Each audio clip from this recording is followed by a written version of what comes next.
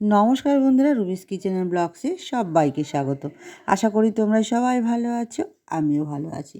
চলে এসেছি নতুন আরেকটা রান্নার রেসিপি নিয়ে। আজকে করে দেখাবো গোবিন্দভোগ চালের খিচুড়ি। এখানে এক বাটি ডাল নিয়ে নিয়েছি আর এক বাটি গোবিন্দভোগ চাল নিয়ে নিয়েছি। ডালটাকে প্রথমে ভালো করে আমি ভেজে নিয়ে ধুয়ে প্রেশার কুকারে দুটো সিটি দিয়ে নেব।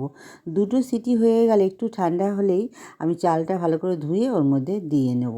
এইভাবেই চটপট চটজলদি খিচুড়ি, গোবিন্দভোগ চালের খিচুড়ি রান্না করে নেব। কারণ এখনকার মানুষরা খুব ব্যস্ত, আর খুব তাড়াতাড়ি কীভাবে রান্না করা যায় সেটাই মানুষ খুঁজে বেড়ায়। আর আমি এভাবেই রান্না করি, খুব আমার তাড়া থাকলে সেটাই তোমাদের সাথে শেয়ার করছি।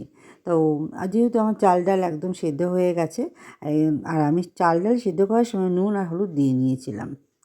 আর তারপরে আমি এটা কড়াই বসিয়ে দিয়েছি। এদিকে তো আমার চাল ডালটা সিদ্ধ হয়ে গেছে।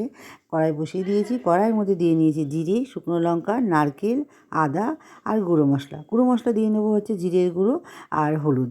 একটু হলুদটা কম হয়েছে সেজন্য হলুদটা দিয়ে নেবো। আর গাছে অনেক কাঁচা লঙ্কা হয়েছিল, আস্তে আস্তে কাঁচা লঙ্কাগুলো দিয়ে নেবো। এই লঙ্কাগুলো খেতে দারুণ স্বাদ লাগে।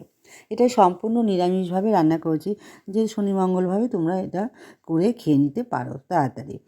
মশলাটা কষানো হয়ে গেলে আমি খিচুড়িটার মধ্যে এই সমস্ত মশলাটা দিয়ে একটু ফুটিয়ে নেব।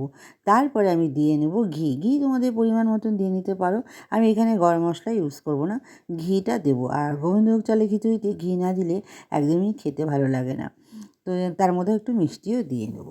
কেমন হচ্ছে আমার রান্নাটা আর খুব তাড়াতাড়ি অবশ্যই কিন্তু সবাই কমেন্ট করে জানাবে। আর ভালো লাগে একটা লাইক শেয়ার করে দিও। আর পাশে থাকা বেল আইকনটিকে অল করে দিও, সমস্ত রান্নার ভিডিও তোমাদের কাছে পৌঁছে যাবে। আর বন্ধুরা, সাবস্ক্রাইব করার জন্য অনুরোধ রইল। পাশে থেকো, সবাই ভালো থেকো, সুস্থ থাকো। আগামীকাল আবার দেখা হবে নতুন আরেকটা রান্নার ভিডিও নিয়ে। আজকে এই পর্যন্ত। Good night, tata.